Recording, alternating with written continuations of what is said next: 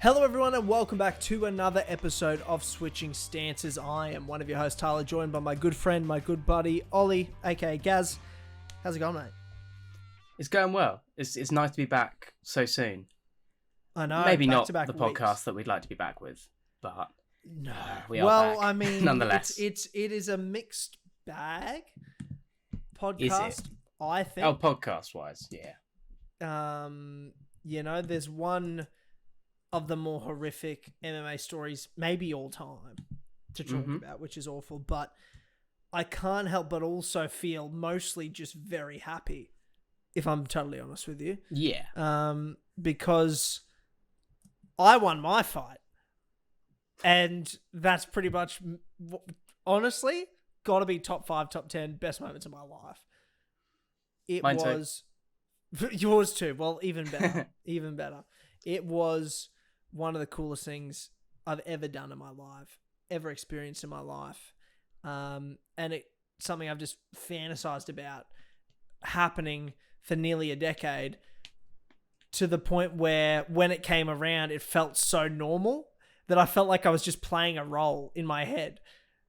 And it just sort of happened exactly how I wanted it to happen. And I just can't believe it. You know, there's so many times in life, and I'd say it's most of the time in everyone's lives, where we go to do stuff and it never just quite works out how you want it to. Even the good things just never quite works out how you want it to. And maybe it's just not quite as good as you hoped it would be when you have these big things you're working towards. And life can be really fucking disappointing. And it's crazy that I had this big moment in my life and it was just like, could not have gone better. Everything was perfect. Exactly how I imagined it going. So, I don't know, man. Like, that definitely helps me feel good on this podcast. Yeah. Softens the blow.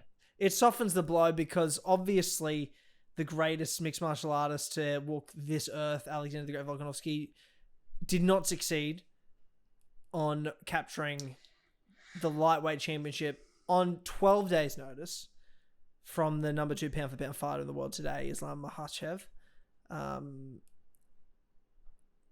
It's tough. It's really tough. And you know, you can go watch on this YouTube channel, the Switching Stance YouTube channel, my full fight video, plugging myself here. And I'm wearing Volk shorts. Volk Championship Engage his shorts. I harnessed it. It was the same date, October 21st, 2023.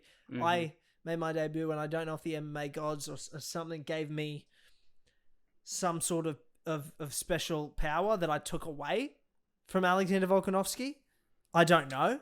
So what we're saying is it's your fault. I don't want to say it is, but I'm not willing to say it isn't. Right, okay. I Cool. don't know. That's certainly, the jury's out about that. Jury's out. Yeah. Undecided. I don't know. It's concerning. It's concerning. If I had to have it this way, I do. I can live. I tell you what I couldn't have lived with. I was like, if I had lost my fight, come home, gone to bed a loser, woken up, watched Volk get KO'd in the first round, I would have killed myself. You know what I mean? Like, yeah. That would have been impossible, you know? But I was so buzzed. Like, we'll get into my fight. I'll tell the full story. We can break it down in this episode of the podcast, which we will. But I just want to briefly touch on, it was like an hour and a half plus drive away from my house to get to the place where the fight was. It was a long ass fucking day. Same day weigh in the morning, had to wait around all fucking day. There was 30 fights on this fucking card. It was a full amateur fight card. And then I was co-main event, second last. I was there until they said they'd finish at 7. So I thought I'd be fighting at like 6:30, 6:15. I was fighting like 8:15. Sweet. 10 a.m. weigh-in. 30 fucking fights. Dude, so many fucking That's fights. ridiculous. It was a big charity event.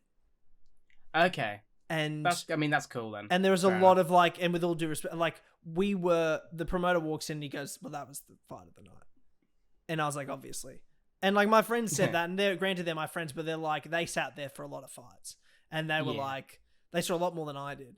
And they're like, easily. I saw some of the fights, and with all due respect, like, you know, credit to everyone that steps in there, full respect. And there was a lot of like early on, like teenagers, kids, you know what I mean? Like learning martial arts early in the day, like 2 PM, 3 PM. Then you got to the evening and you had like legitimate fights, more legitimate fights going on.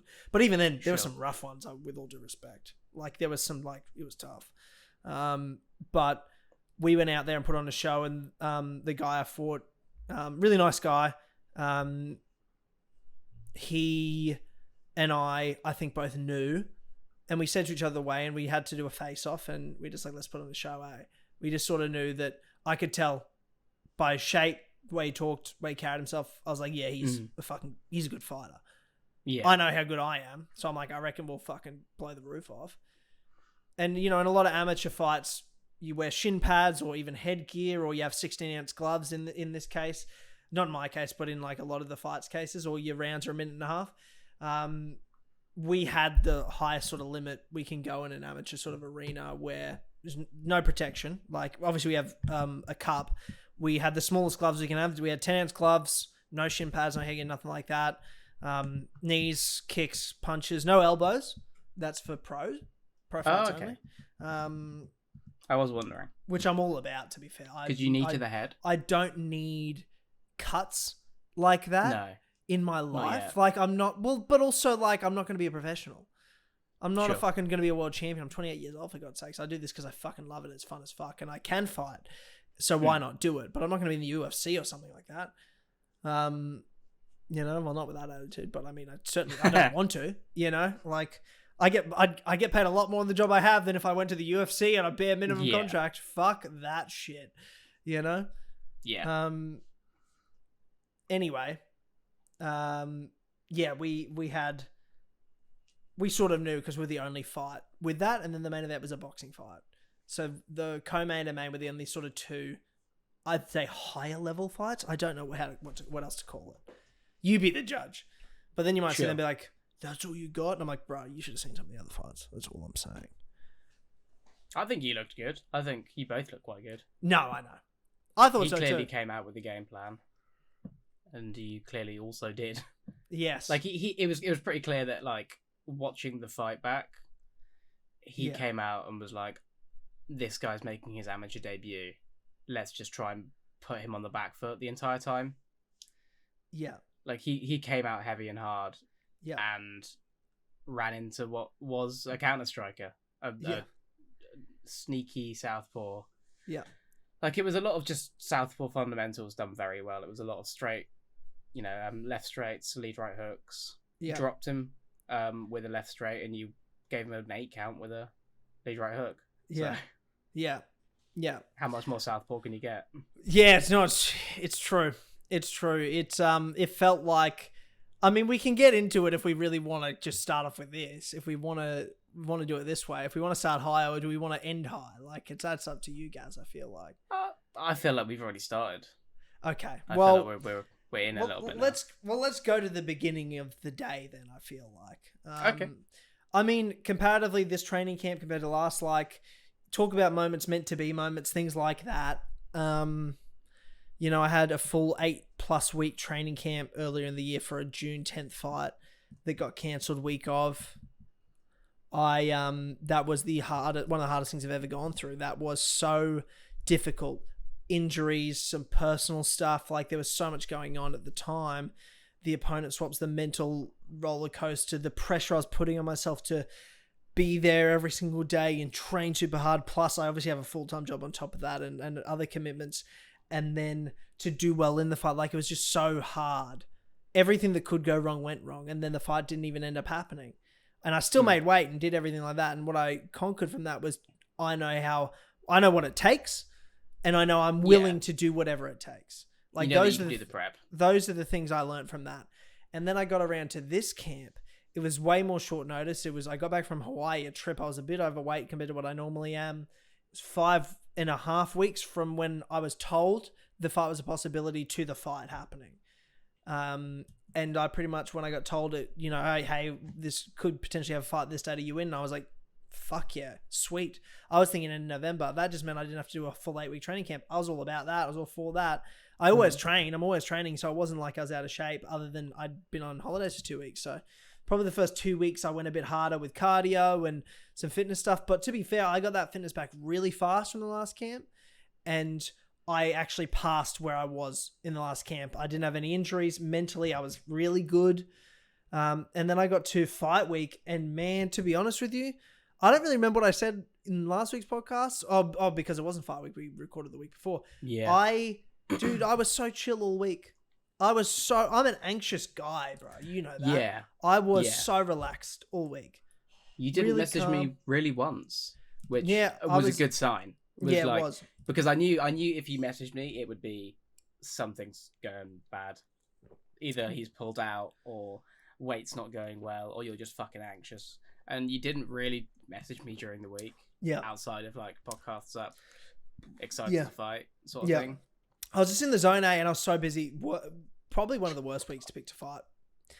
I was up at conferences. I was cutting weight. I was on my feet all day, long days.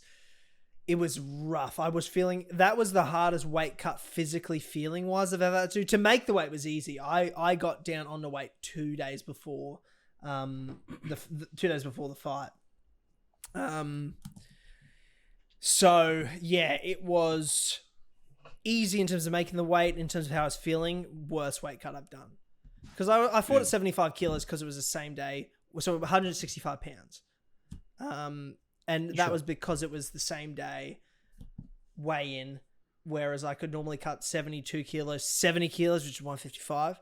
I could get down to that. Probably couldn't have on this short notice in terms of diet. I could have got 72, but 70 would have been pushing because I came in a little heavy from holidays.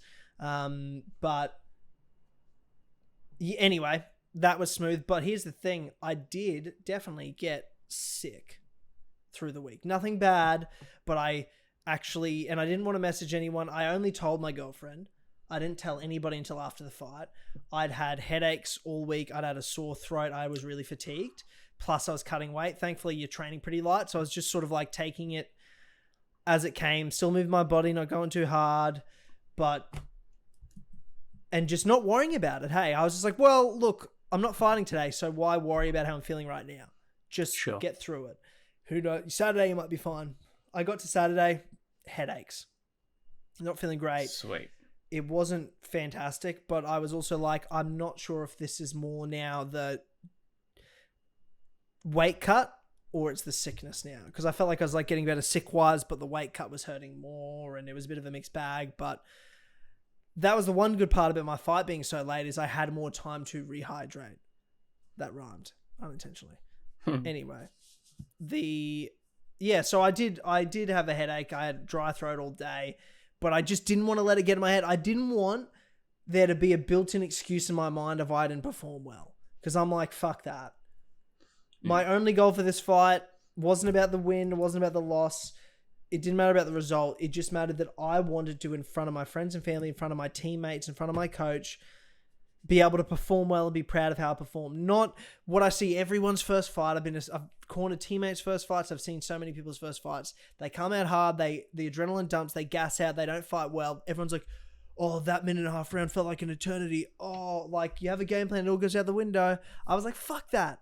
I'm not fucking 19 to have my first fight. I'm 28 years old. I've been through fucking hard shit in my life. I'm mentally tough as shit. I'm not going to have that problem. I will get in there and I'm just going to enjoy it. I'm not going to adrenaline dump. That's what I wanted. That's what I told myself. And I stayed calm all day. I napped. I relaxed. I just, even waiting around, you're around all this nervous energy, I just kept it relaxed. I went in my coach's car, put the seat down, turned it on, had the aircon rolling just because it was like 33 degrees Celsius. It was hot as shit. And I just had a nap in the car, kept cool, didn't let my heart rate go up, didn't worry too much, sat with my girlfriend and friends to watch some of the fights earlier, like just didn't try to pump myself up too early. Then like more than 2 hours before the fight, I see my opponent, his shirt's off. headphones in, pacing around the room. I'm like, I'm going to have another nap. Like, I just was chill. And I could tell, I was like, he's nervous. Yeah. He came up to me at the weigh and introduced himself to me. He's like, oh, you Tyler? Yeah. And he was like, I was trying to see you on Facebook, see how tall you were, blah, blah, blah, and all this sort of stuff. And we had a little chat. It was all, very respectful, very nice. And then he said, I was like, oh, hey, you feeling good? He's like, yeah, feeling good, all good. Didn't sleep super great last night, you know how it is. And in my head, I'm like, fuck, I slept like a baby, bro. I don't know what to tell you. Like, I didn't say that to him. I was like, yeah, man, I get it. Because obviously, most people would. I didn't know what was wrong with me. I started getting freaked out. Because I'm like, dude, normally I'm a warrior. Why am I not stressed? Why am I not worried? I just felt like, I'm like, man, I've imagined this a million times in my brain for so long. I've never had anything in my life that I've imagined this much, and then the opportunity's happening, if that makes sense. Yeah. So I'm like, man, this just felt like so familiar in my mind. And then my coach hates worrying a bit with amateur fights about dumb shit. Like, he's like, I wasn't even going to tell you they were asking for walkout songs. They can give you whatever song. It doesn't matter. You should be worrying about that as an amateur. And I'm like, he doesn't get me in that way of like, no, I do care about the walkout song because I care about everything. Because if I'm just worrying about just the fight, I'm not having fun. You know what I mean? Like, I didn't just imagine in my brain for 10 years fighting someone. I imagined what it would feel like to walk in a cage and experience the energy behind the scenes warming up, experience the walkout, experience seeing people looking around the cage, getting the announcement, then fighting, then afterwards. I imagined everything. So I'm like, nah, fuck that. I'm enjoying all of it. I picked the perfect walkout song that I wanted, This Fire by Killswitch Engage. I'd always imagined that song, and I just enjoyed it. You'll see it in the fight video. I'm walking around the cage. I even look at the camera and I give it like a snarl look because I'm playing to it. To me, I'm like, I'm performing. This is my chance to just perform and have fun. And I said, and I didn't really care about the result. It wasn't about the win or the loss. And we were standing outside the cage waiting to go in, waiting for the other fight to sort of wrap up. And I turned around to my corner, my mates Vic and Yachty, and I said to them both, I said, boys, fuck this, I want to win. I said, fuck this, I want to win. Because I was out there and I felt great. Like, sure, don't get me wrong, there were nerves. There were worrying thoughts. I was more like the worst case scenario thoughts going in your head. Not as much about getting knocked out, more about like getting seriously injured, like broken bones. Like checking a kick or something. Checking a kick, something going wrong where like then I like struggle to go to work the next week, like fucking up your life for the next few weeks. Like those are the sorts of things that cross your mind. The nerves crept in, but people always tell you, use the nervous energy. And every time anyone's told me that, I try to use the nervous energy. But in this case, I didn't try to use the nervous energy. I just used it. I just made the choice. I was on the phone to one of my best friends, David Jerome, who's working in Melbourne, couldn't make the fight. He calls me in the morning of the fight and I told him, I'm like, bro, I feel neutral. I'm not scared about this fight at all. I'm not nervous about it, but I also am not like putting pressure on it like I gotta win either. I just feel neutral. And he goes, when you feel neutral, Tyler, you get to decide how you feel. And I decided, I was like, well, I'm deciding I'm going to have fun. That's what I'm deciding. And when I was out there deciding to have fun, I was like, you know what? I'm going to decide to win. I'm going to decide to win. And then I walk into the cage, I take it in, I run around, I do some jumps to get that fast twitch muscle moving. I listen to my coach, I did everything he told me to do. I then just start moving around a little. His music starts playing. I'm like, that's a good song. I had to start jamming to that. And by that point, he's now switched on. You know, he's got head tattoos. He's tatted up. He was shorter than me, but he was dense. He was muscly, like strong and like scary looking guy. Like, to be fair, you saw him on the street, and if he gave you some snarl looks, you'd be like, oh shit, you know? Do you know how old he was? 31. So he's 3 years old. I was going to say, he looked 30s. Yeah, he was 31. So he's 3 years older than me. Or thereabouts, I think. And then he's given me this dead eyes, like across the cage, these dead eyes, like staring into my soul, trying to like, you know, intimidate me. And I'm just smiling at him. I was just like, fuck off, bro. Like, I am not scared of you at all. And I was just like, let's go, let's have fun. And I'm like, mate, I know you're nervous. I know that's fake. I know you're a nice guy. Like, I was like, whatever. Yeah. You're just trying to pump yourself up. That's not for me. That's for you. You're pretending. And I just, in my head, I'm like, he's pretending. He's pretending to be pumped. And my coach said it, and I knew it in my head. I'm like, he's going to come out really fast. He's going to come out really fast. I'm like, let him come out fast. Let his stamina bar just drop. Yeah. And that's exactly what he did. The other important thing I did, because I am primarily a southpaw, I'm right-handed, right-footed, naturally orthodox. I learned southpaw, developed southpaw. That's my main stance because people fucking hate it. And it works really well. And I've developed a style that's just based on being southpaw with the mix of also being able to switch stances. There's a reason this show's called Switching Stances, and that's because this guy switches fucking stances. Like, that's how I fight. So in the fight, I did just that. But my coach said, in the stare down, Tyler, I want you to stand orthodox. And I stood orthodox. Every time I shadow boxed, I was orthodox. All the warm-ups behind the scenes, because they just had a slight wall that you could see over between the blue corners, red corners. So they could watch you warming up. And they had a huge team of fighters there. They had like 7 people fighting on that card from their gym because they were local. And I just did everything orthodox. Didn't do any southpaw backstage because we wanted them to think I was orthodox. And my coach goes, I want you to come out orthodox. So I come out orthodox. And I didn't switch till within the first exchange. And then you see in the fight starts, he comes out hot. And then I switch stances in it while blocking the shots against the cage. And then I turn him from southpaw. And then I just start teeing off. And that's the fight. And as soon as I step back from that adrenaline exchange, from that first exchange, and I that was the first sort of moment I'm like, shit, I'm in the fight. There was no panic on me. I was waiting for that moment because I'm like, that's when I know how I'm going to feel. In that first moment, will I be panicking? Will my heart rate be super high? Will I be like, holy shit? No, man. It felt like sparring. It didn't feel any bigger or crazier. He didn't hit any harder. There was adrenaline, obviously, in terms of like he was kicking me with no shin pads on, and I just felt like nothing. Felt like, who cares? And he landed a few good shots on me in the first round, but other than that, like, I felt like I controlled it mostly and got a good rhythm going. Then I really got the rhythm going in the second round, and then only just snowball effect from there, controlled all the rounds, won all 3 rounds, unanimous decision, got the win, bro. I put up the fight video. You've seen the fight. I really, like, we've talked about it in bits, but I'd love to know sort of you watching it, your reaction, your thoughts. Yeah, I mean, I thought you looked good and controlled, which was great because he was trying to break that from you. Obviously, his game plan was put this amateur guy on the back foot, try and not blow him out the water per se, but he wanted to keep you backed up, unable to lead the exchanges, and just break you over time. And what you did a very good job at is countering him on that. You know, he'd step in with something and you just pop off the left straight and angle off, or you'd pop off a knee and then angle off, and then you'd feint the knee and switch your stance, and it was all very cohesive like that. And round one, there was a little bit of like the only thing that I remotely like looked at and was like, oh, that was dangerous. Was there was a couple times that you tried to kick on the back foot, and because he was just wading forward, he like managed to get inside of that. High kicks.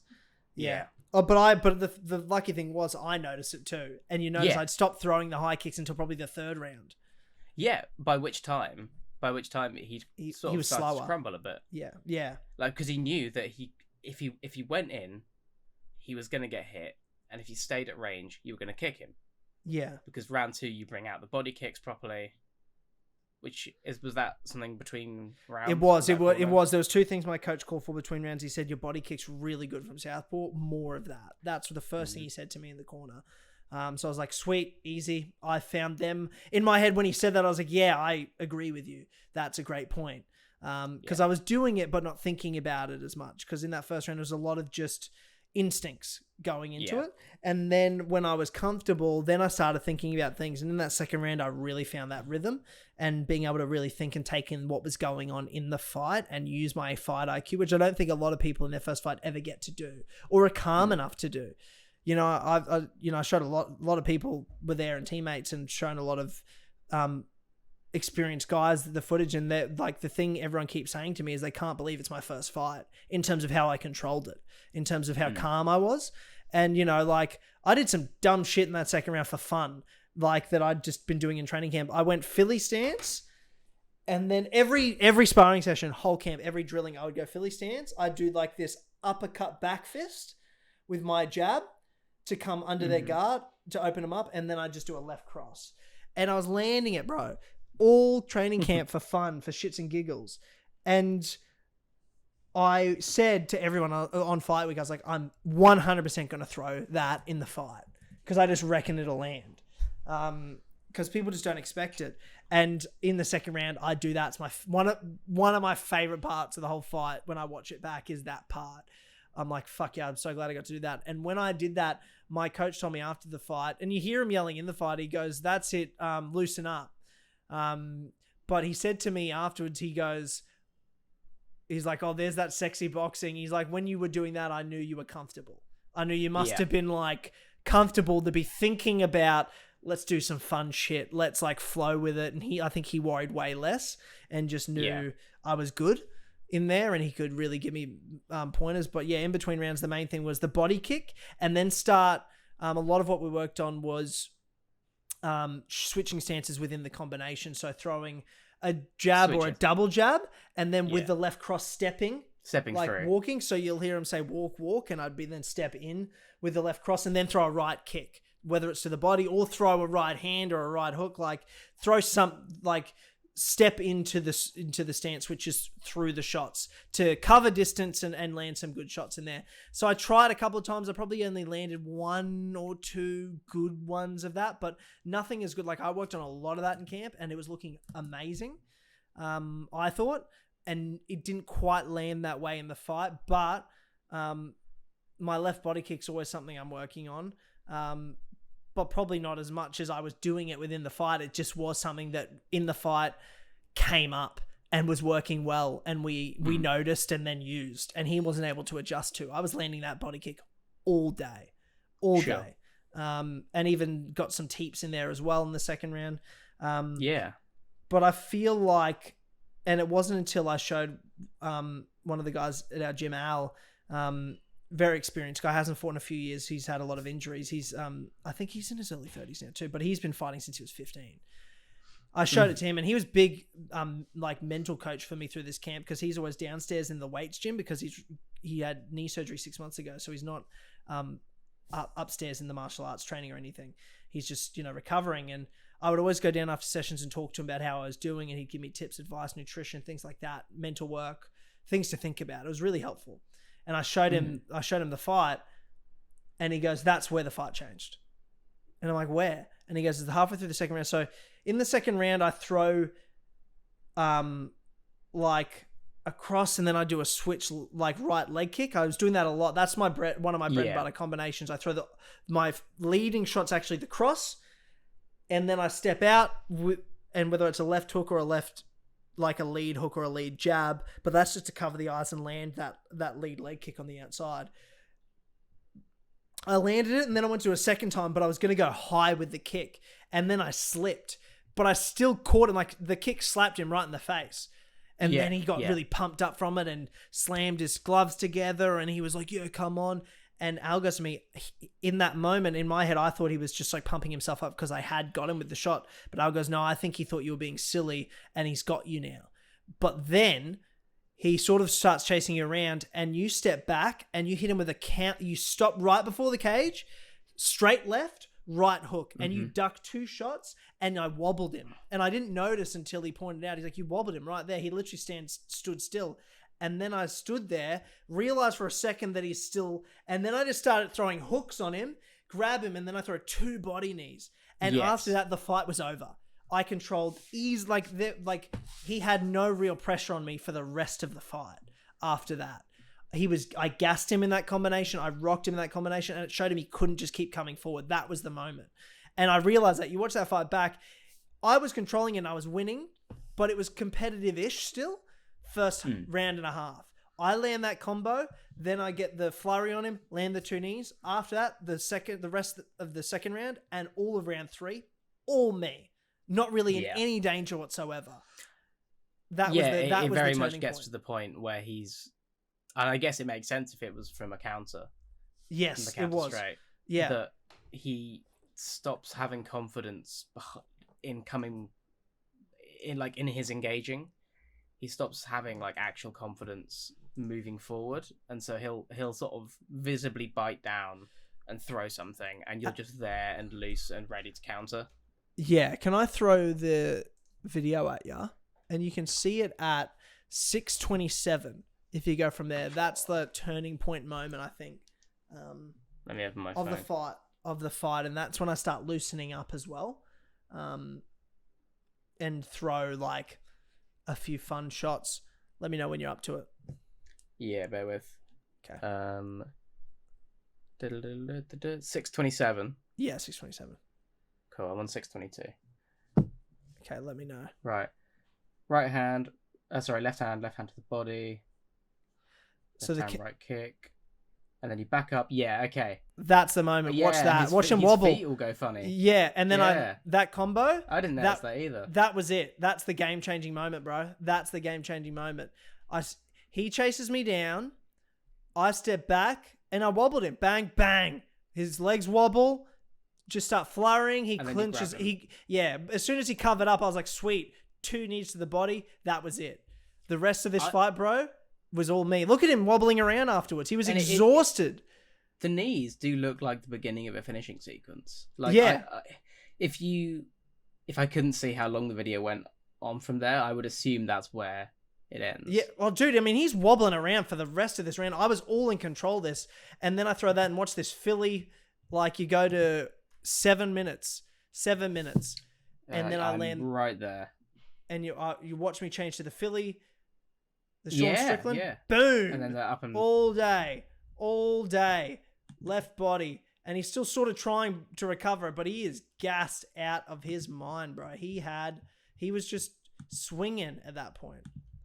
Mm. And that was all me. That was all me from there. That was just total control. Total control for the rest of that round. I can't quite remember between round 2 and 3. Because I was like relatively tired, but like all good. I wasn't gassed by any stretch of the imagination. Like my arms weren't gassed, my legs weren't gassed. I was fine to throw hard kicks, hard punches for the next round. My cardio was like, thank God, like fitness wise, man, fittest I've ever been. Like I was fit as fuck. Wasn't the lightest or maybe the leanest I've ever been, but I was the fittest. Sure. And all I remember in between rounds 2 and 3 was my coach Marcus saying to me, Tyler, you're winning. And when he said that, I was like, holy fuck. I'm comfy. I'm 2 rounds in. I'm winning. I just have to win this round right now. And I've done it. I've lived my dream. So what I said to myself was, I'm going to fuck him up this round. That's when I was like, I actually feel like I turned up my pace in the 3rd round. Just a little bit. Like, I felt like I slowed down a bit in round 2. Yeah, I took control at the end technically, yeah. But, like, I do feel like I had a little less oomph in some of my shots. But in the 3rd round, I'm like, nah, that oomph is back. So he tries to get a kick off early, and I'm like, nah, bro. Right kick to the leg, left kick to the body, and then I just start getting to work for the rest of this round. And I knock him down, sort of off-balance shot very early into the 3rd round too. So I just felt like I was like, oh, okay, yeah. This is still all me. And I just felt like, I was like, okay, it's only a matter of time. It was partly to me like, just keep going. Just keep doing exactly what you're doing, Tyler. And the 2 minutes will end quickly. Like it won't last much longer. And then that's it. The fight's yours. I just felt like I couldn't lose by this point, if that makes sense. His shots weren't hurting. Like he landed a few good punches in the 1st round that were like, I was like, woo, okay, we're in a fight. But 2nd round, nothing. 3rd round, nothing again. Like his shots had lost all their power. I wasn't worried about getting finished, if that makes sense. Mm.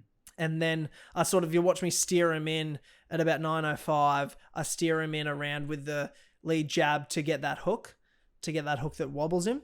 Yeah. I steer him around the corner. We're at 9:05. Steer him around, jab. Steer him around, jab, left cross, hook. Done. See you later, mate. And by that point, I was like, okay, we're done here. we are absolutely well and truly done here. All my fight, just keep him off me. My coach was yelling for a jab head kick, and I wouldn't throw it. And I felt like at the time how I felt in the first round, where when I did throw the head kick, he was coming in. And I still felt like, in spite of me winning this fight and feeling like I was dominating, controlling it, he did not give up, man. He was still coming forward. He was still fighting. He was still there, getting in my face. And I just felt like if I did throw the head kick, he would come in and throw a shot. And I was like, I can just keep doing what I'm doing and not getting hit and win. So I'm just going to do that. Whereas I think my coach thought I could get a finish. So he was like, jab head. And I did, like, I was looking for it, but I couldn't see what he was seeing. He told me I needed to just commit to the jab and go for it. In my head, I'm like, I just didn't think I had the opportunity to get it without getting hurt. And I didn't see the point in getting hit when I had the fight won. Yeah.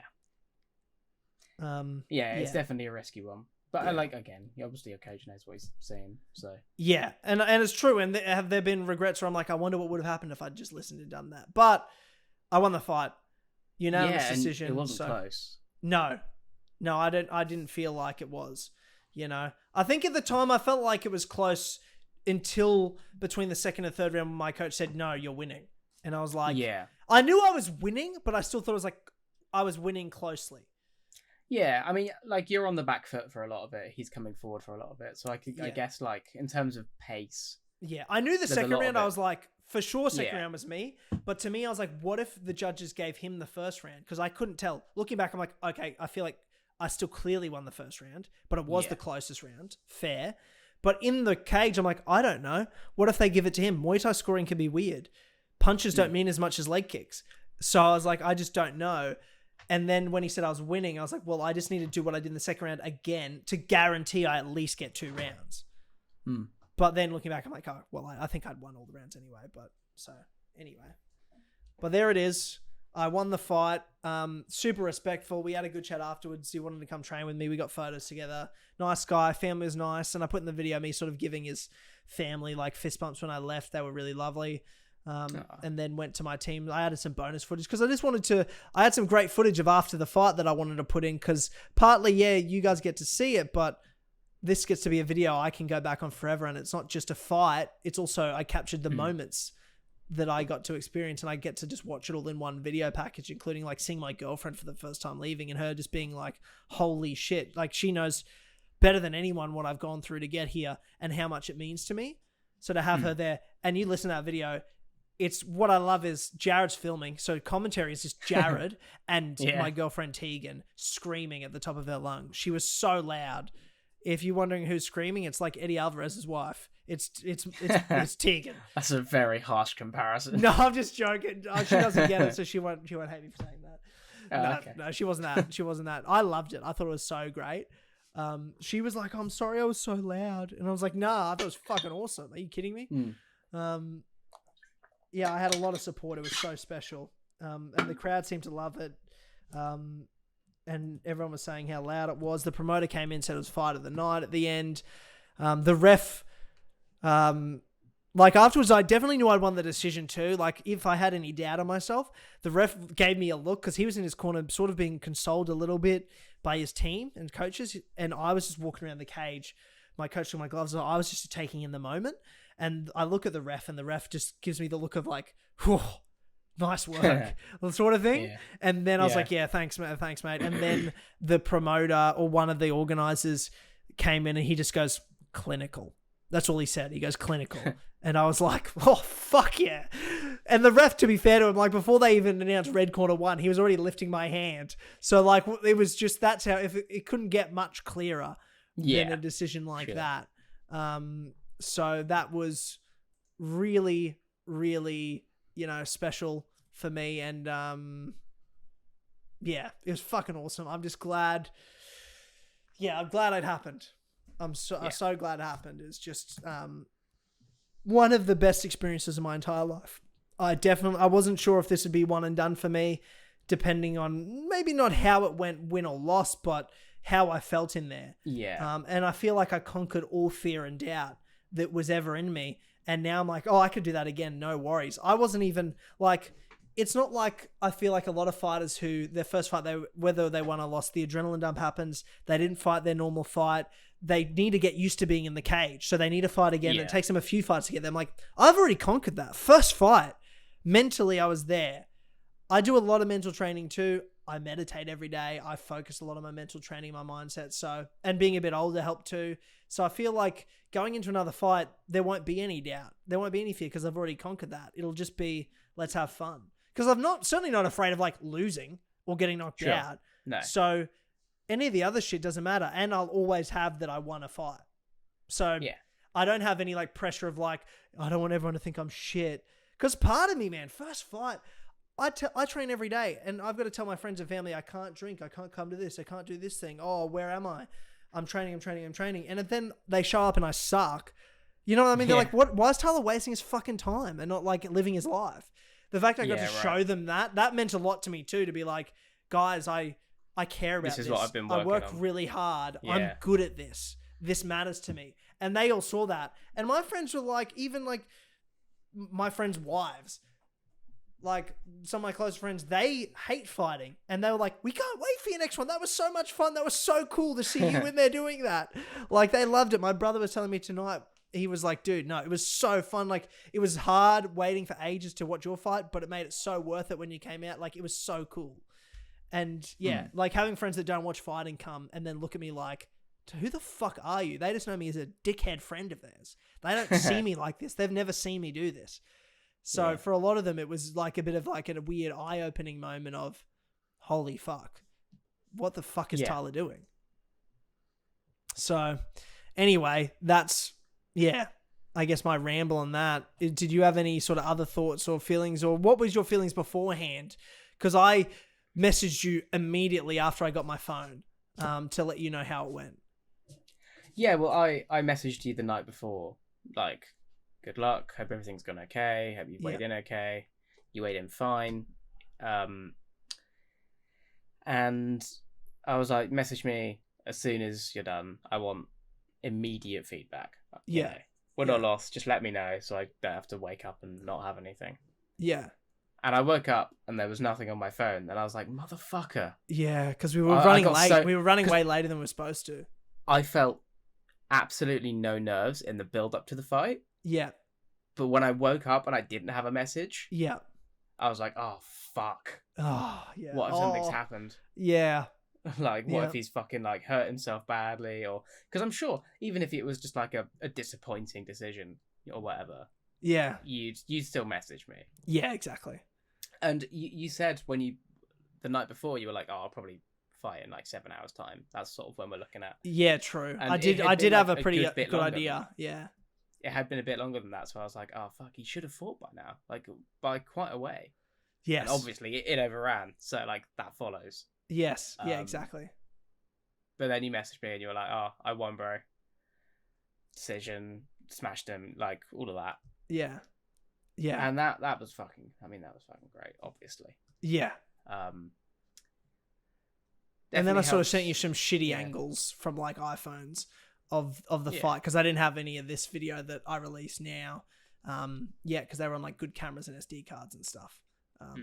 But it was good just to show. I'm like, oh, this is sort of how it looked. This is sort of what happened. I gave you a brief run, and then I called you because I got back to my phone and you'd messaged me being like, hey, what's happened?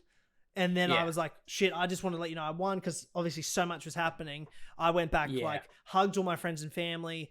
Then I just went with my coach and my team, and we all ran up to the fighters area.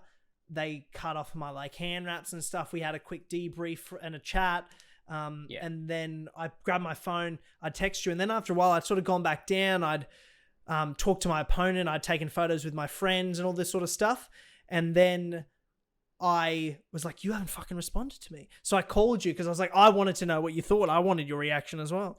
So then I called you and just was like, oh, I'm all good, dude. Just let you know I'm sweet. Because I also did think to myself, shit, you've messaged being like, what's happened? You're probably worried as well. Like, I could tell you're worried. Because I'd be worried too if I were you. I'd be like, well, fuck, he should have fought by now. Is he okay?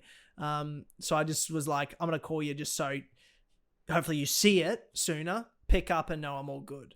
because you hadn't responded. So I'm like, maybe he just isn't looking at his phone right now. But maybe I don't think I got notifications for it. Yeah, I think they just didn't come through. So I just assumed nothing had come through. Yeah. Yeah. Well, yeah. There was that, and then it was just he kicked me a lot in the leg. I'll give him that. He didn't land a lot of punches in my face, but he kicked me a lot in the leg, which at the time, must say, didn't hurt. I walked out of the cage, turned everyone. I was so smug. Nothing hurts. I'm sweet. My coach laughs. My coach starts laughing at me. He goes, yeah, whatever, bro. Wait 10 minutes. Not 10 minutes later, we're up there. I'm like, oh man, boys, my legs really hurt, eh? Like, and then I was limping around the rest of the night. And very gingerly walking on Sunday. But I was back at wrestling training at 5 o'clock Monday. And then at fighters training again tonight's Tuesday.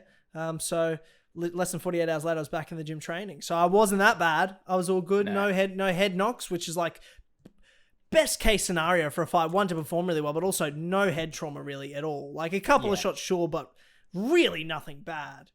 Yeah, and also take time off about. And also important to me too, because again, not a professional, not trying to be a world champion here. He's okay too. My opponent and I, both uninjured, both get to go home safe, sound to our family and friends. Very happy about that. Very happy. Yeah. He's safe. Very happy I'm safe. Obviously, he's a bit worse for wear than me, but sure. I also like that it was 3 rounds and I got to win dominantly. I feel better about that than I didn't need to knock him out. I didn't need that. Like, I still got all the moments I needed. I didn't need to fucking really harm a guy. So I like the way it was run. But like, I thought it was refed really well personally as well. I thought it was refed really, really well. He was a great ref.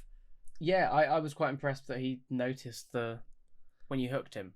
I think he'd seen that I'd hurt him a few times, so I think he was just a bit more like he's been hit a lot. Because I had, by that point, hit him a lot.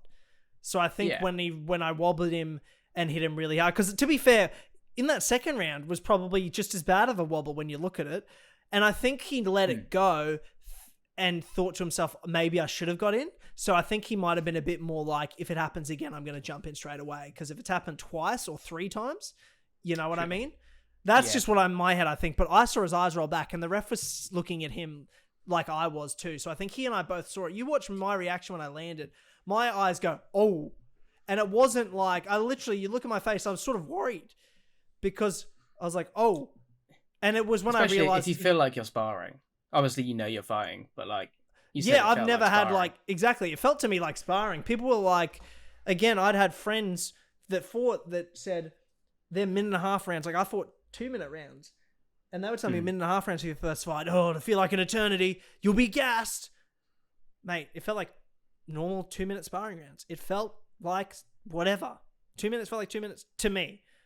You know, like I really just felt calm in there. Hey, so I think when I saw his eyes roll back and wobble him, I was like, sweet, but I was also like, oh shit, I definitely hurt him. So I was totally fine with the ref jumping in there. Obviously, I moved forward and the ref jumped in, but I definitely, like, I could have thrown what I should have thrown. Really was another cross, jab, cross, hook, cross. But I just throw the hook, hurt him, and just left him. But I'm like, I could have finished him if I just thrown another cross.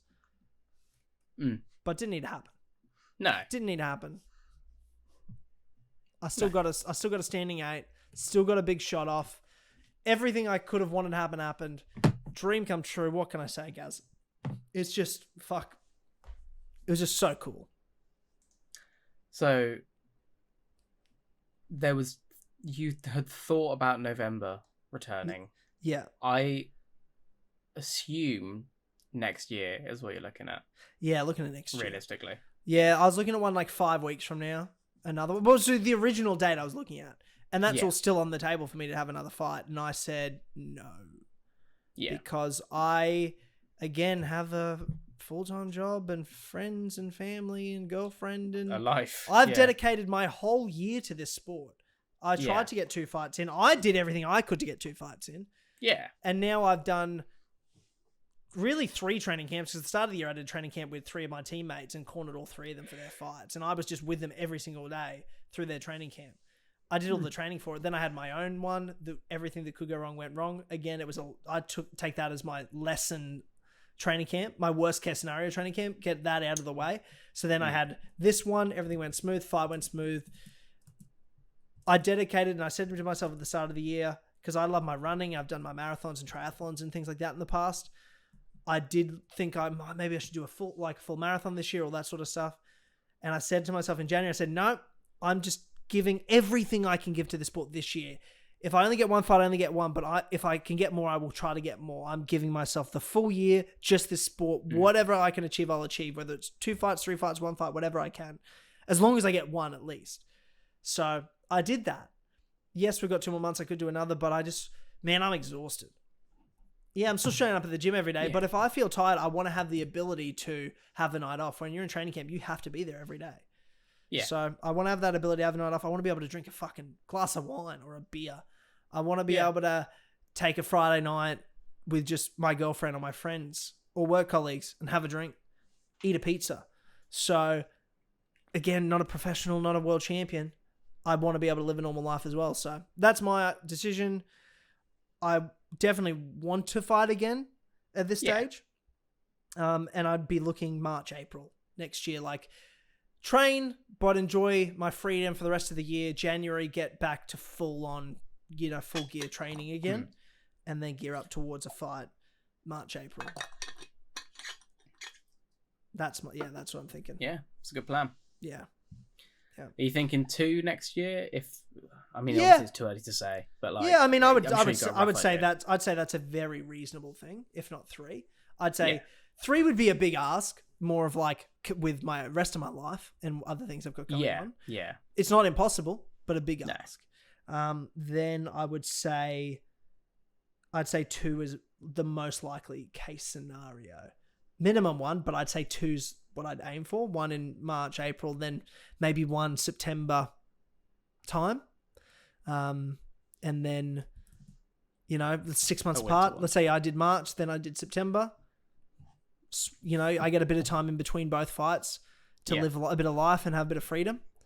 And they're good times of year as well. Fight right before my birthday in September. And then enjoy Christmas and all that sort of shit and the end of the year sort of stuff that goes on. Yeah. With your friends and stuff. So yeah, I think that's perfectly reasonable. And then the year after that, I turn 30, and I don't think I'll do any fighting once I'm 30, to be honest. I might, it's never say never. I'm way too, you know what I mean? Like, I might be so obsessed with it by that point. It's like, no, fuck that. I can just keep going. I'm only 30, but it was more of just like, I should probably be focusing on other things in my life, Yeah, fair enough. And my future. And, spend maybe more time getting life stuff sorted. House, family, what I mean? Career, those sorts of things that I do well, but obviously this takes a lot of time and dedication. So you've got to come away from somewhere else. Yeah, that's it. Yeah. So anyway, very, very, very, very happy. Very, very happy. Same. So, and I appreciate your support. And I do wonder, because like everyone, I felt like of my friends there were confident in me, but I think I shocked everyone. I shocked my coach, I shocked my teammates, and everyone of how well I went in terms of like how calm I was and controlled I was for the fight, right? The only person that wasn't surprised of everyone that was there was Jared. He was just like, yeah, bro, I wasn't nervous at all. I knew you were going to do that. Yeah. And in my head, I'm like, I knew I was going to do that. I was like, why is everyone so surprised? Jared wasn't. And he goes, well, you told me, and I just knew. You kept telling me. You did exactly what you told me you were going to do. I kept telling him, like, every time I talk about it, I can remember it. I'd be like, dude, I don't know. Like, I just feel like I'm just going to mollywop a guy. I just feel like first fight, if I'm up against a guy to the first fight, I'm like, I just don't think they'll have anything for me. That's what I kept saying to him. And I feel like that was the case. Yeah. Though I do wonder, but he's very educated, watched a lot of fighting. You're way more educated in fighting. You watch a lot of fighting. You've seen me, Jared's seen me train. He's seen me spar. You've seen footage of me training and sparring and all that sort of stuff. Were you worried? What were your sort of thoughts before? What, before the fight? Yeah, and your honest thoughts, because obviously you're going to lie to me if you had any doubts beforehand. No, I honestly didn't. I did your other fights because you were injured, because there was shit going on outside of it. That was like, it concerned me because maybe, I don't know, saying you weren't in the right headspace is wrong, because you totally were ready to go in there and fight. Yeah.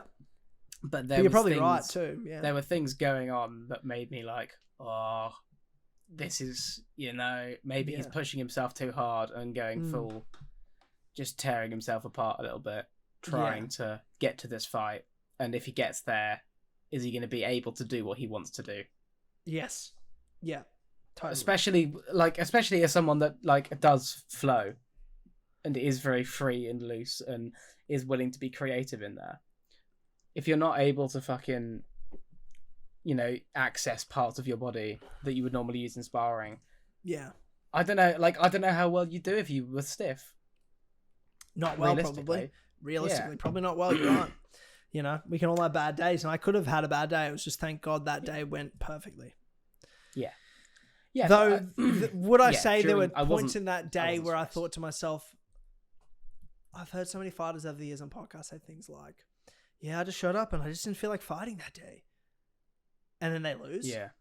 And to be fair, there were moments where I'm like, I do not feel like fighting today. Fuck, is that happening to me? But it was just happened to be when I actually had to get up and get ready and warm up, I turned on. The switch did flick. And we were sweet. So, yeah, I was really happy.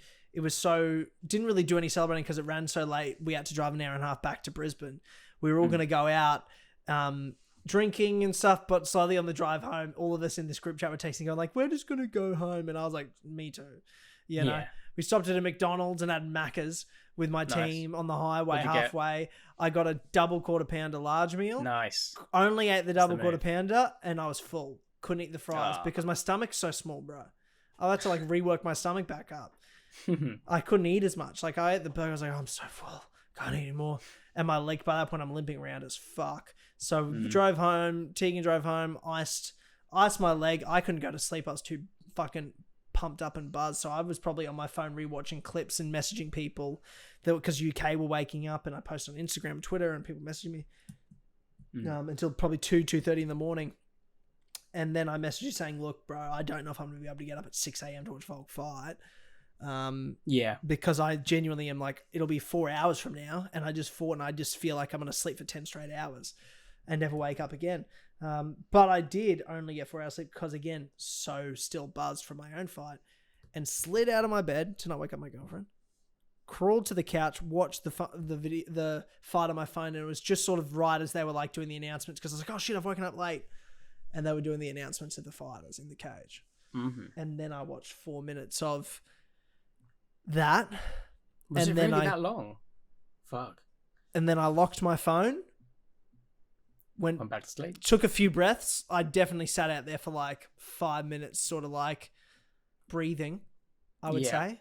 That's all I can say I was doing, really just breathing, coping.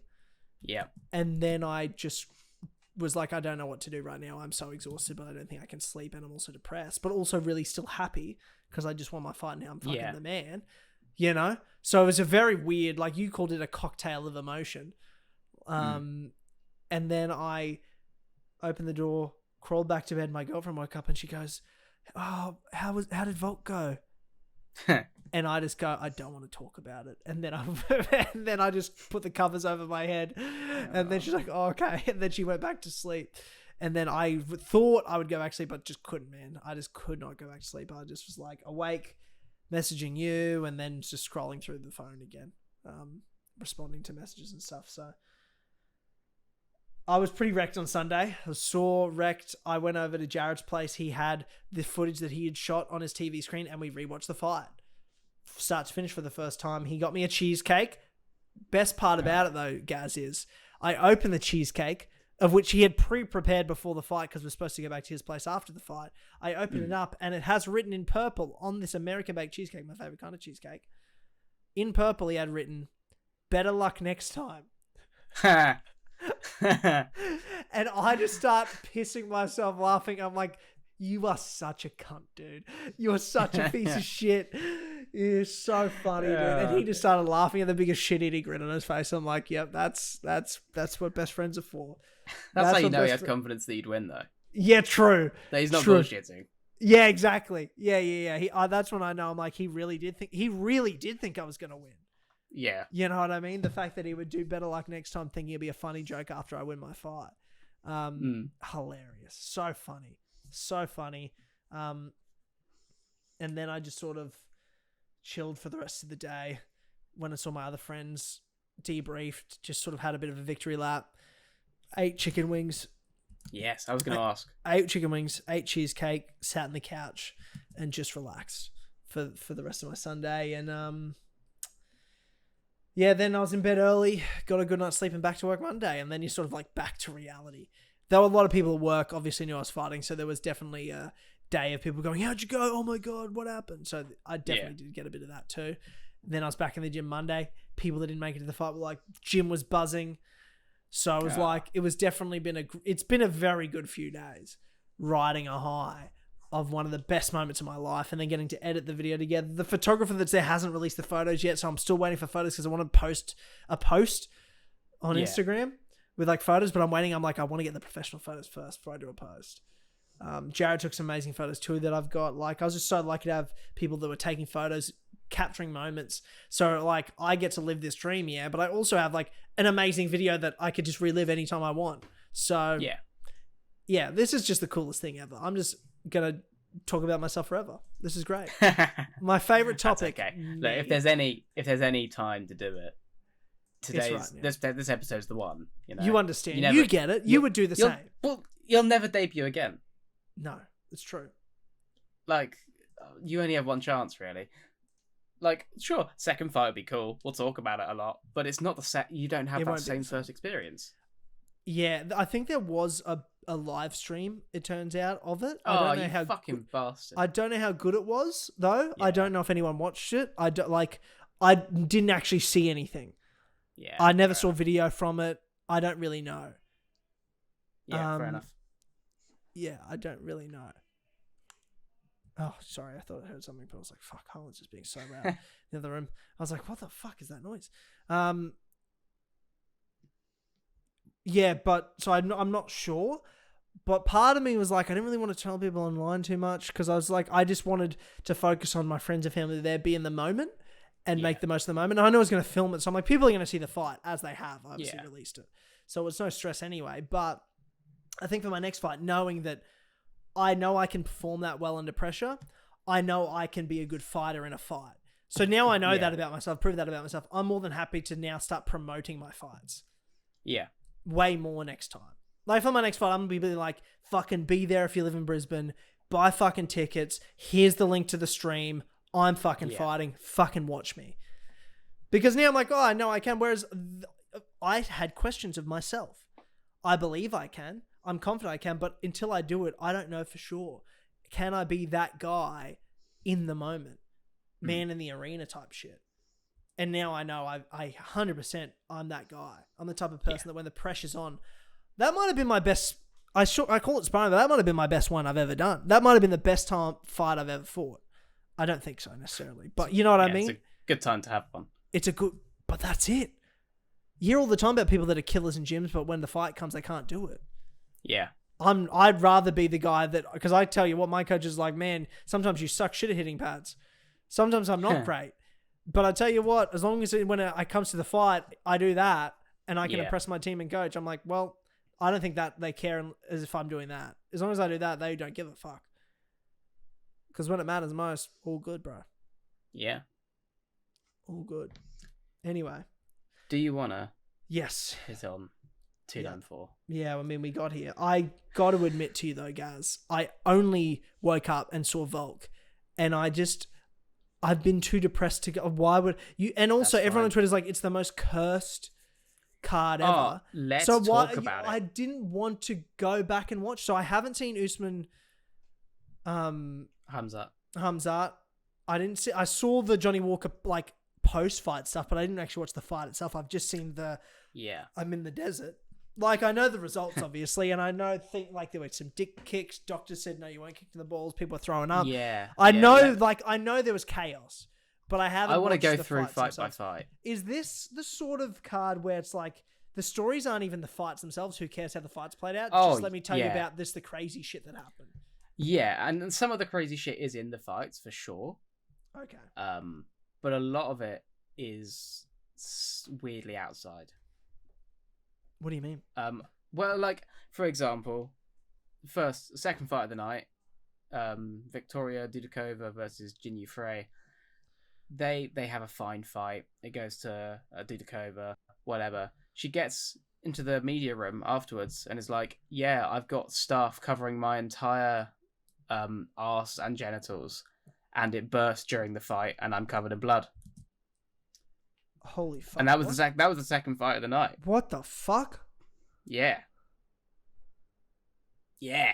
What? What a fucking way to open, eh? And people have to go and fight on that mat now.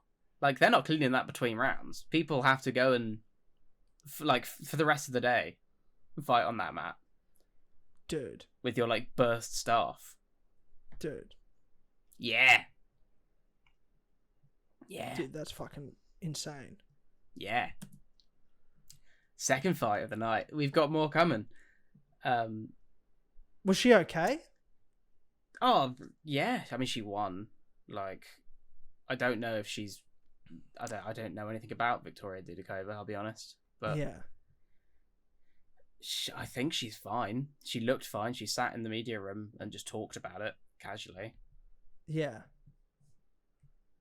What the fuck? Yeah. Pretty nuts. Yep.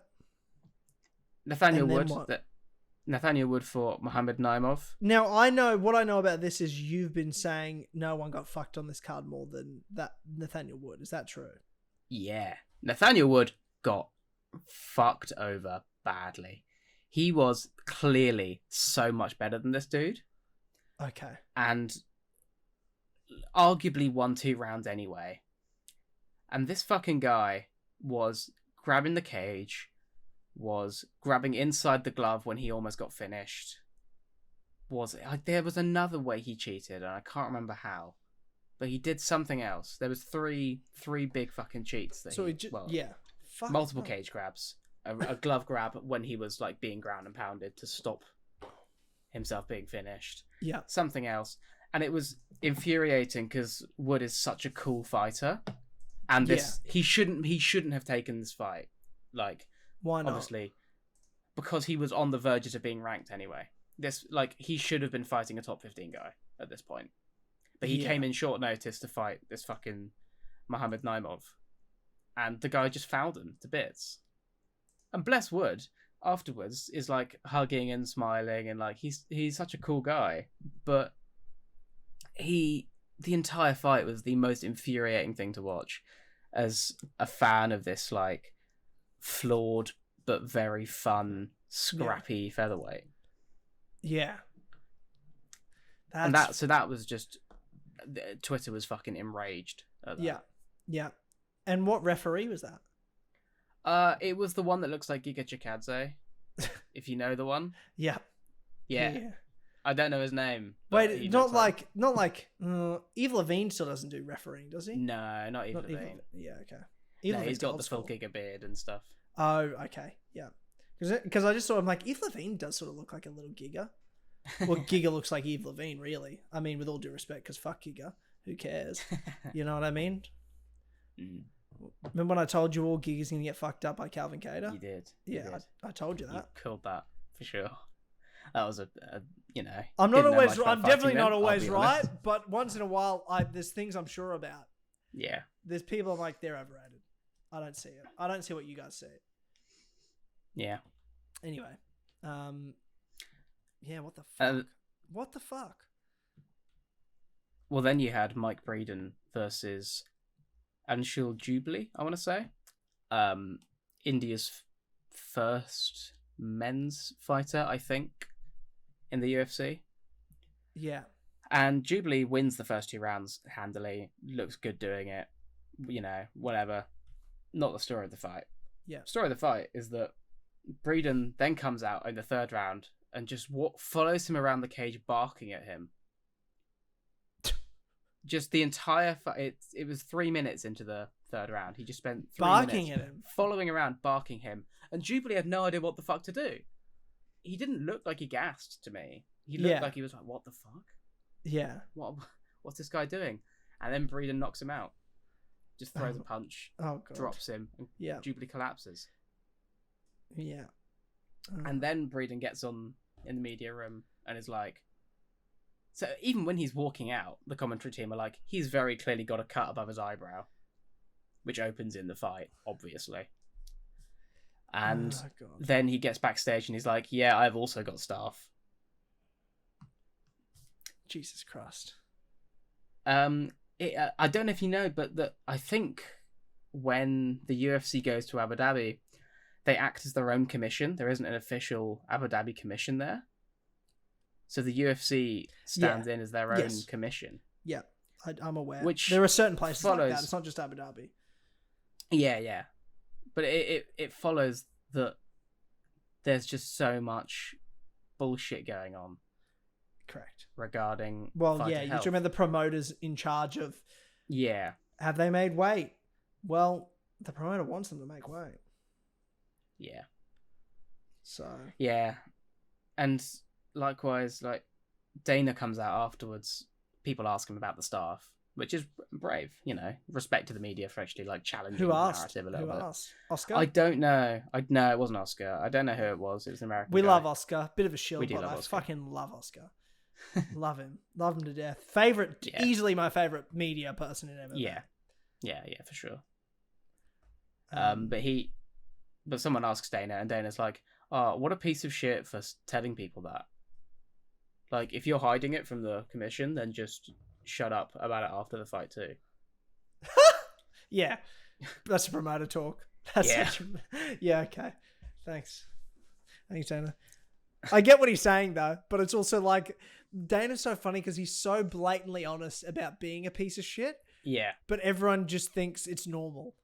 You know, it's like he's still a piece of shit. He's still slimy, but we're all like, that's fine because he's just honest about it. And it's like, no, it's only funny when it's like Chael Sonnen and it doesn't matter. This is a guy where like he's in control of a lot of money and people's health and livelihoods. Careers, Yeah. Javid Basharat versus Victor Henry. Cool fight on paper. Good first round. Second round starts and Javid Basharat throws a low kick and Henry falls to the ground like he was being held up by strings and the strings have been cut. Yeah. He just crumples, grabbing his cock and balls. And is, effectively crying in the cage, like screaming in pain, can't move. You're talking about Victor Henry here. Yeah. Victor Henry, yeah. Awful kick. Worst I've seen. Worst, like, nut shot I've seen, for sure. Yeah. Doctor comes in and is like, mate, it was a low kick. Come on, crack on. The doctor doesn't get to decide that. That's not the doctor's job. Does he? He doesn't, does he? But he did. He comes in and he's like, right, well, wasn't a low kick, mate. Oh, sorry, wasn't a low blow, mate. What are you, the referee? What the fuck are you talking about? Yeah, right. He's, I and I understand that. Had he bet a lot of money on Bashara? I don't know, but I understand the point of view in that, like, the video doesn't look very much like it hits the cup. It does look like it hits the inside of the thigh. But Victor Henry is either a fucking incredible actor or was in a lot of pain, Yeah. I don't think he was lying about that for a second. Yeah. I mean, I've seen that video of him rolling around. I'm like, it looks pretty fucking convincing. I don't know. Yeah. And it was like a solid 5 minutes of it. And it got past the 5 minute mark, and obviously he couldn't continue, so the doctor waved it off. So you're just watching this card, right? Yeah. And there's just a dude for 5 minutes rolling around on the floor on his nuts. Yeah. What the fuck? He tries to get up a couple times and he just can't. Like, he just can't open his legs, And Josh Barnett has to carry him out of the cage. Jesus Christ. They get backstage. Shout out to Josh Barnett. John Anik, by the way, is going fucking livid. Is he? At this point, he is like, throughout the rest of the broadcast, is making multiple references to like, oh yeah, right, but he was just a low kick. He's so mad. John Anik, yeah. And he's like giving updates. He's like, by the way, Victor Henry is throwing up in the back. Just the low kick, by the way, just so you know. just constantly on it. Yeah. And it turns out that Victor Henry's nuts have like swollen up to the size of Satsuma's. Oh god. He's like been at the hospital. Apparently he's doing okay now. He's like walking somewhat now. Holy shit. Javid Basharat is still insistent that it was a low kick and that Victor Henry's lying. Well, Which Jared is really Basharat's funny because fucking idiot.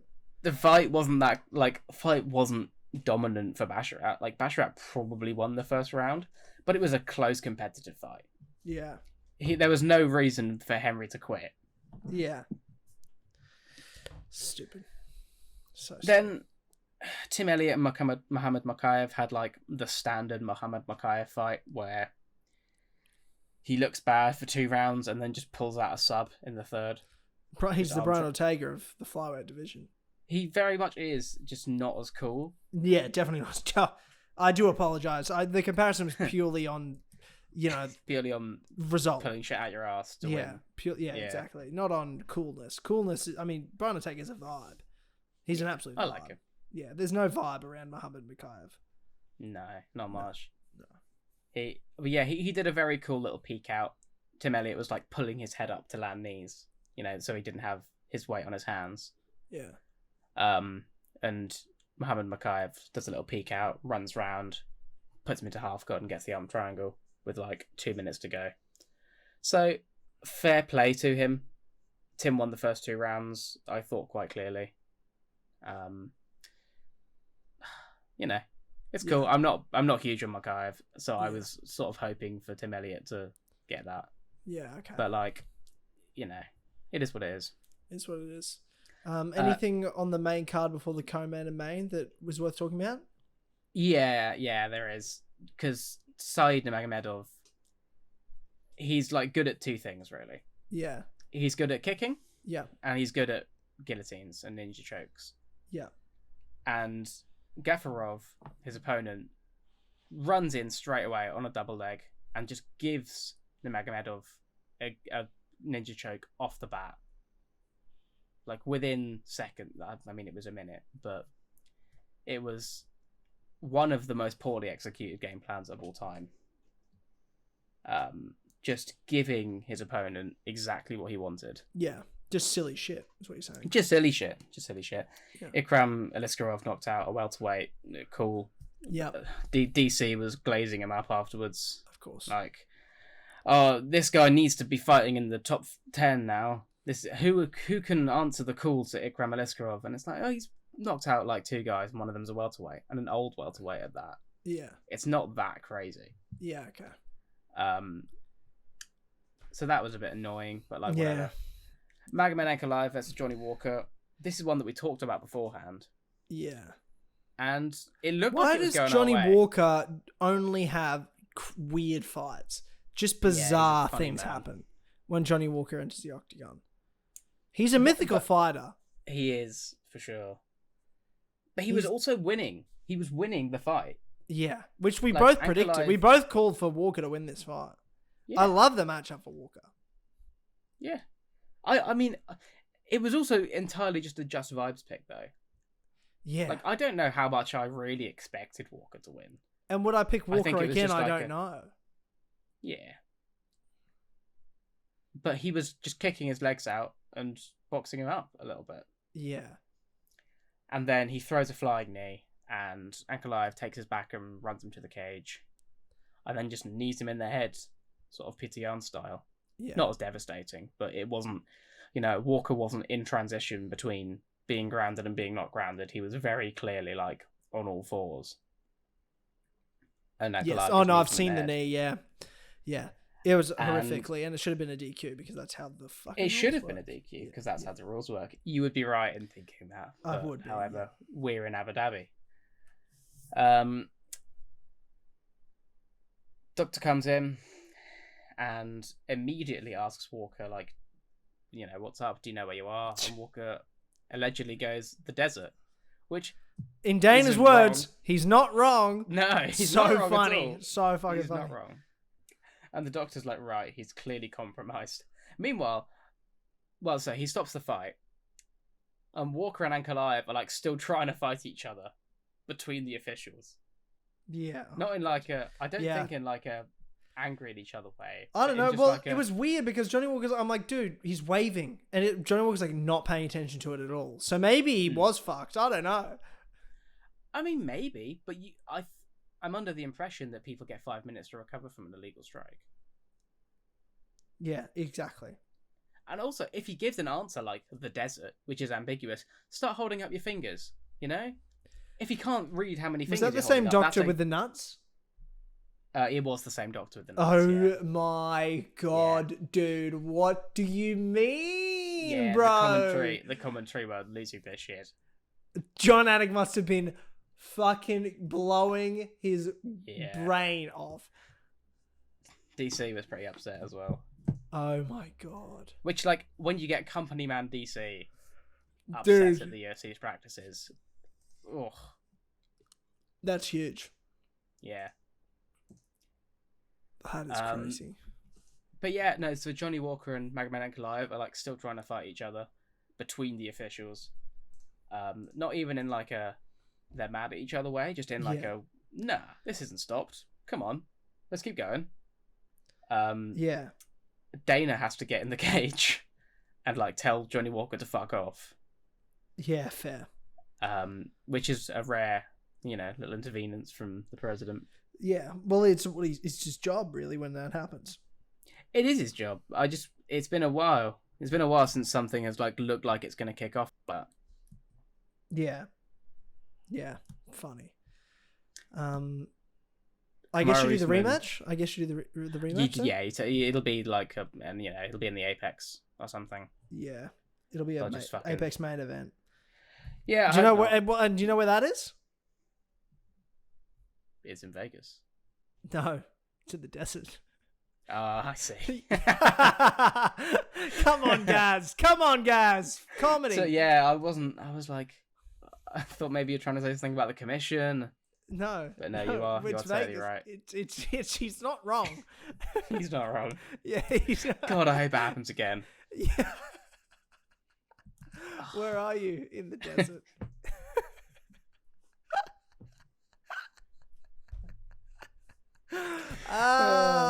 Fucking classic. I must say I apologize more for not watching all of the fights. More only the co-main because it sounded like a real fight that happened. Yeah, that was where the rest of the card just seemed like a fucking piece of shit show. So I don't care about that. The main event we'll get to, but co-main, I apologize. The reason I've watched it, I only saw the main event. Depression kicked in after that. Didn't want to think about it. Didn't want to ruin my high that I've had from my own fight. And I hope that you understand my own fight is the only excuse I have to miss other fights. So that's just what I've got. But co-main event, what I know of it, Kamaru Usman, Khamzat Chimaev. First round, absolutely dominant 10-8 and all three judges' scorecards to Khamzat. Yeah. As the fight went on, Usman opened up a bit, looked a bit better, especially towards the end of the third round. Is that sort of how it went down? Yeah. Khamzat does his classic thing of coming out hard in the first round, takes Usman down. Usman sprawls on the initial shot, but he very clearly doesn't have it anymore. Yeah, okay. He doesn't have that explosivity anymore. Like he sprawls, but it's not great 12 days sprawl. notice, bro. I know, man, but he looked old. Did he? Yeah. Okay. There's like a look that fighters get when they start to look old. There is. You're right. Okay, I trust you. I think he can still beat fucking good guys. He's still Kamaru Usman a little bit. Not even a little bit, like 70%, but he's not 100% Kamaru Usman, Yeah.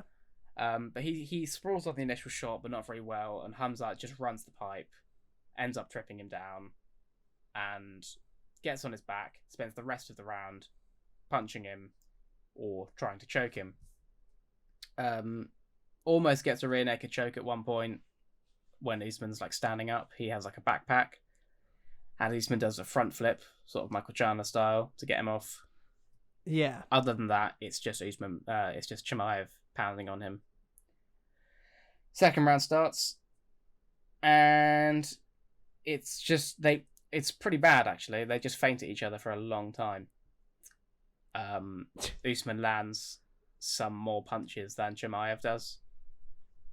Yeah, has a good 1-2.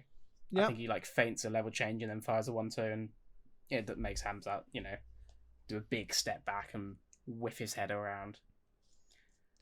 Third round, I think they both sort of just decide to scrap. Okay. It's not super high paced. Yeah. You know, they both fight. Hamzat gets a takedown. I think Usman gets up because they end the round swinging at each other. Yeah, I saw the end bit. Yeah. I think it was a clear draw. To be honest, You thought it was a clear draw. I don't know how you can give Chimaev round 2 or round 3. Okay, interesting. And I've heard people say they can't believe it was a majority. Like Hamzat won every round. Definitely not. Okay. He definitely didn't win round 2. Okay. And I think the people giving him round 3 are factoring in the takedown as more than it should be because he didn't land anything from that third takedown. But you agree with the 10-8 in round 1? I agree. Yeah, I've seen some discrepancy on it. I think there was definitely enough there because Usman didn't have moments. Like there was nothing he got going. It was a clear dominant round for Hamzat. I don't think it matters if Usman was like nearly finished. I think he had literally 0 moments of success in that fight, in that round. All 5 minutes were for Hamzat. Right. To me, that's a 10-8. Like, it's a clear dominant round where Usman gets nothing going. Okay. So to me, that's 10-8. Okay, great. So majority, so draw ended up being a majority decision. One judge saw it as a draw, 2 saw it for Hamzat. Are you mad at the decision? No, because, like... Does he get the title shot? Do you give him the title shot? He does get the title shot. He gets he shouldn't, but he does get the title shot. I'm asking you, should he though? No. What should happen? Tell me he drew with a short notice welterweight. Okay. What should happen is that Dricus du Plessis fights Sean Strickland. Okay. And Hamzat fights someone like Robert Whittaker. Or like a Jared Cannonier or a Paulo Costa. Would have in the past been like Robert Whittaker's a nightmare matchup for Hamzat Chimaev. Worst possible match of Hamzat Chimaev. I still believe that in my heart, but also I have more doubts now than I used to after what happened with Dricus because I thought the same thing about Dricus. I just think... Yeah, I mean, I agree, to be honest. I have nothing to say. I don't... Nervous. Yeah, it has to. It has to, Gaz. Nothing makes sense anymore. But, yeah. Nothing makes sense. The thing is that Dricus du Plessis knocking out Robert Whittaker is, however much we might hate it, fucking horseshit is what it is. A very, very good win. It's a sensational win that nobody thought he'd get unless you were just like a troll, you know? Yeah. Unless you were just fucking about and like, yeah, he's gonna do it, man. Just watch. Nobody that had seen them both fight had any impression that Whittaker might lose that fight, other than Dricus throwing something big and landing. Yeah. But it wasn't that. It was Dricus won the minutes and knocked him out. And took him down and pounded him out on the ground for the first round. Yes, I've seen it. We don't need to relive it. Yeah, but I'm just like getting the point across that like it was a super, super impressive performance against. We were all there, Gaz. Yeah, one of the best middleweights in the world. We were all there. Hamzat had what I believe to be a draw against a short notice welterweight who is past his prime. He's 36 years old. Not that like the age necessarily means past prime, but you know what I mean. No, I know. The point being, I don't think that Hamzat should get the fight. He will, because the UFC is running his nuts right now. And Dricus has pissed off the UFC because he turned down a short notice fight. Yeah. So Dricus will probably fight like Paulo Costa or Jared Cannonier or someone. And Hamzat will get the Strickland fight. And I don't know how that goes, because Hamzat definitely slowed down in this fight with Usman once again, which he did against Burns as well. But Burns put a pace on Hamzat, and Usman didn't really put a pace on him. And Hamzat still slowed down after the first round, which was entirely paced by him. So Hamzat sort of claimed that maybe his hand was broken after the first round. I don't know how, because all he was doing was landing ground and pound. Yeah. Well, I mean, you can just cop a bad angle. It doesn't take much to break could. your hand and hurt your You hand in could. an MMA glove. If you just get the angle wrong, bro, you can definitely break your hand. For sure. But nothing's been confirmed yet either. He just said it in an interview. Right, okay. So there's definitely a chance that maybe he just gassed. And he was breathing heavily into the mic afterwards. But, like, you know, I don't know how much you can read into that. He was in a fight. So it's tough, right? Because does Strickland just walk over him?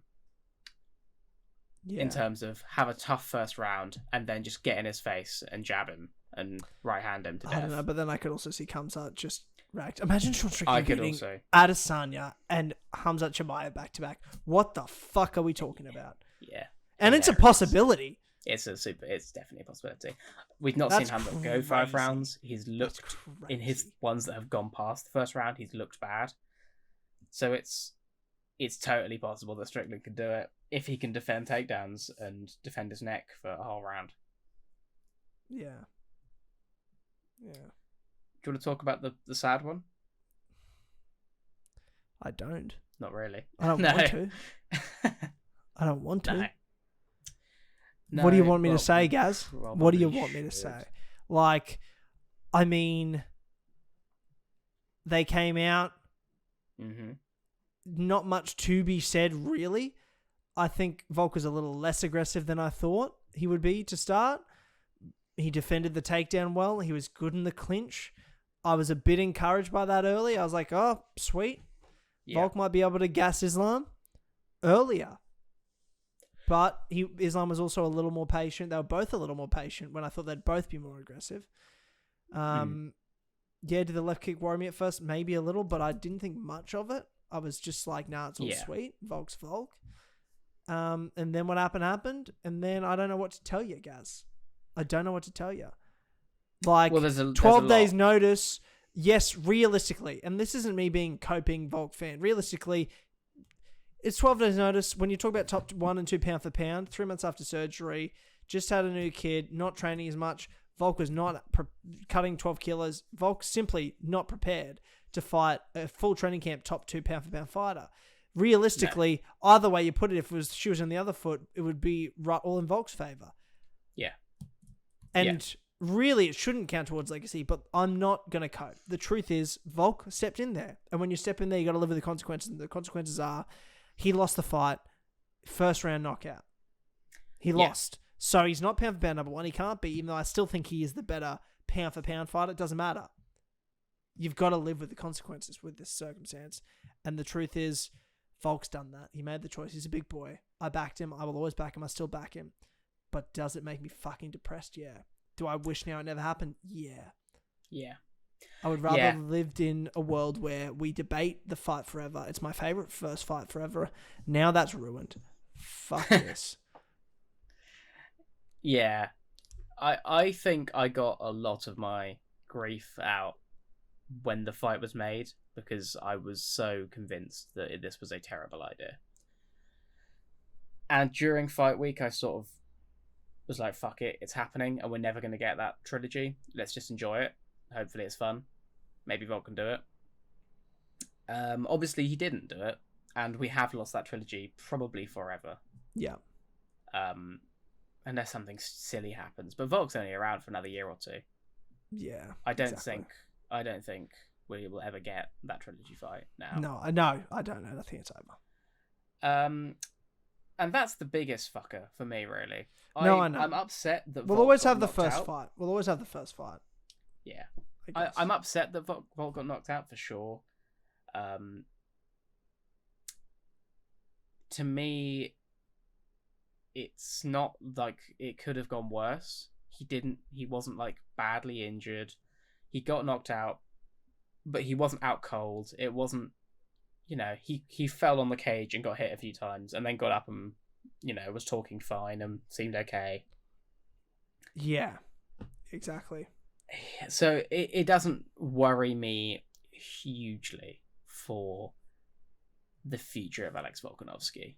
And it's not a big legacy destroyer. Like we just know we're in the... we know he's a Hall of Famer. He's one of the greatest. He's one of the greatest of all time. He's the greatest featherweight of all time. And he is 35. He's in the twilight of his career, no matter which way you look at it. So we've just got to enjoy him while he's here, I think, now for the rest of it. I don't want to talk yet about what's next. I don't want to talk about earlier. No. We can talk about that when it's something to talk about. I agree. Do I think it should be in January? No. February, March, I'm happy with. Don't take January Volk. February, I'd be okay with. March, super happy with. Yep. Not happy with. Wait till 300, bro. Get on the 300 card. You deserve it. Co-main event 300 for the featherweight. He does deserve it, but man, from him talking about how he gets when he's not active, I want him to get in there. No, bro. The answer is not getting in there. The answer is get fucking therapy.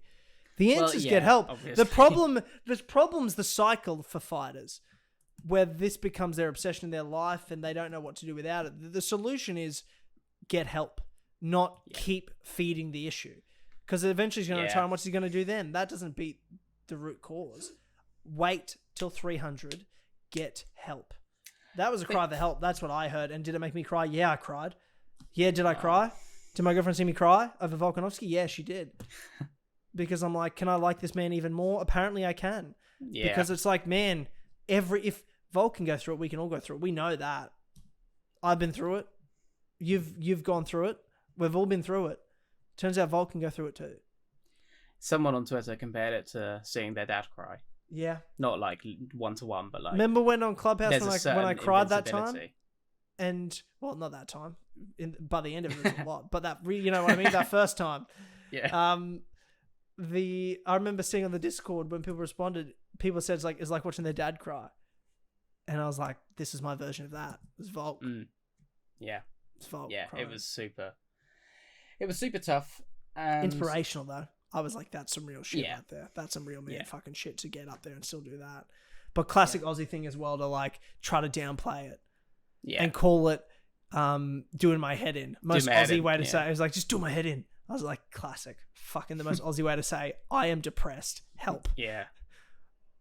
Doing my head in. For me, I think that he just is brutally aware of how close he is to the end. Yeah. He knows the curtain call's coming, and he's just making that bank. Every second that he's not booked to fight is wasted. I think he's got a great online channel. Cooking Volk's sick. I mean, I just think he's so brutally focused on fighting. Other fighters that have other outlets and have things and get distracted, he just doesn't have that. He has some things, but really he just sort of puts that to the side and focuses on fighting whenever he needs to. I mean, I think he needs to be focusing on that now at this stage of his career. And if that means he loses a fight or two down the road, yeah, so be it. He's done it all now anyway. You know what I mean? He's Hall of Fame. His legacy's written. Make your money now. Who cares? You have nothing to prove. You're the GOAT featherweight. You're a Hall of Famer. You've done it all. You've headlined International Fight Week and won. You've done everything. Just get your roses, get your flowers, and set yourself up for your future life. He's cooking with Volk. He's a genius. He needs his own cooking show in Australia. That has to happen. Got to open a restaurant up. Surely own restaurant chains. Surely own like nice high-class restaurant chains and hires just the best chefs and just goes in there and does videos with them. Surely. Like, he's a rich guy and can have a good business career that brands himself. Like, all these fighters have hot sauces, whiskeys, beers, whatever. He should own fucking restaurants. I agree, he should have a cooking show. It's Volkanovski. He's a Dillashaw-esque competitor. He really is obsessive. I think that he will. He wants legacy and he wants more and more and more and more and more, and that's great. But being aware at the same time, being as self-aware and grounded as Volk is at the same time, is such a curse because he knows that he's not got long for it now. Yeah, he knows that there's so little time to make the records that he wants to have, and and he's just like, he can't do it all, and every second that he's not booked to fight, this is my interpretation anyway, is that he feels like it's being wasted. It's just wasted time that he'll never get back, Yeah, I get it. Giving credit to Islam though, and I do want to give a bit of credit to Islam. Yeah, you have to. Very, very good read on the first fight. Agreed. It was something that a lot of people were saying. The body kicks were paying dividends. Whatever.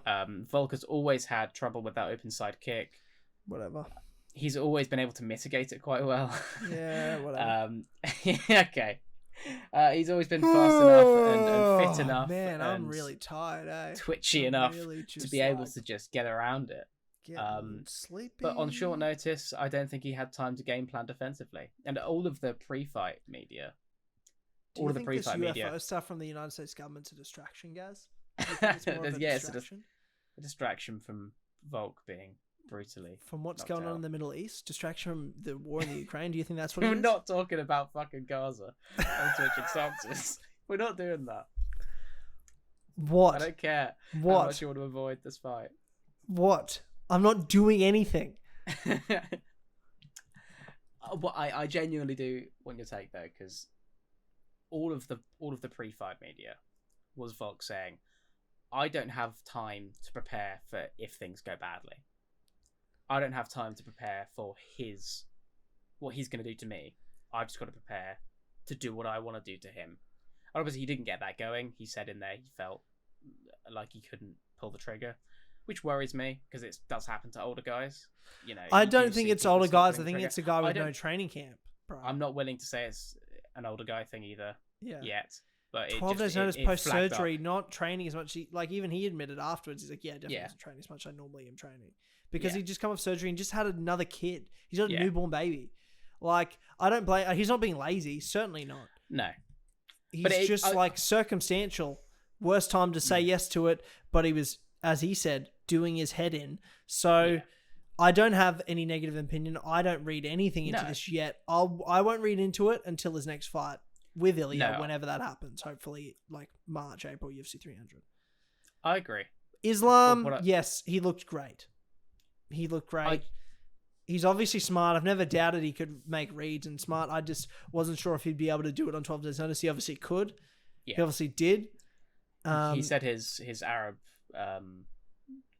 striking coach was the one that came up with that plan on short notice. Okay, well, congratulations to Islam. Congratulations to his team. Yeah. For real, all respect to Islam and what he did in there. He is a great champion, as Volk said, and he's the pound for pound number one. You got to give it to him now. You have to. Yeah. Yeah. So I rest my case. Don't make me talk about it anymore, guys. Yeah. All I was going to say was that it was a distraction. Clearly, UFO stuff. Clearly, Volkanovski didn't have time to prepare defensively. UFC, you mean UFO? It all came apart. You know what I mean? Do you know where a lot of these UFO sightings happen? Do you know where a lot of the UFO sightings happen, guys? Do you want to know? Is it the desert? It's in the desert.